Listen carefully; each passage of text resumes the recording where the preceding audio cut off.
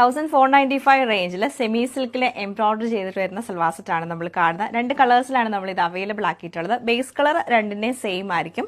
ഇതിൽ നമുക്ക് വരുമ്പോഴത്തേക്ക് ഓഫ് വൈറ്റും നല്ലൊരു പിങ്കും ഗ്രേയും കൂടെ മിക്സ് ചെയ്തിട്ട് വരും. ഇതിൽ വരുമ്പോഴത്തേക്ക് ഓഫ് വൈറ്റും ഗ്രീനും ലൈറ്റ് ഒരു ബ്ലൂയിഷ് ഷെയ്ഡിലാണ് വന്നേക്കുന്നത്. ഇതിന്റെ പാറ്റേൺ നമുക്ക് വരുമ്പോഴത്തേക്ക് നെക്ക് പാറ്റേൺ നല്ല യൂണിക് പാറ്റേൺ വന്നിട്ട് യോക്ക് ഫുള്ളായിട്ട് നല്ല രസമായിട്ടുള്ള നല്ല ഫൈൻ ആയിട്ടുള്ള ഒരു മിഷൻ എംബ്രോയിഡറി ആണ് ചെയ്തേക്കുന്നത്.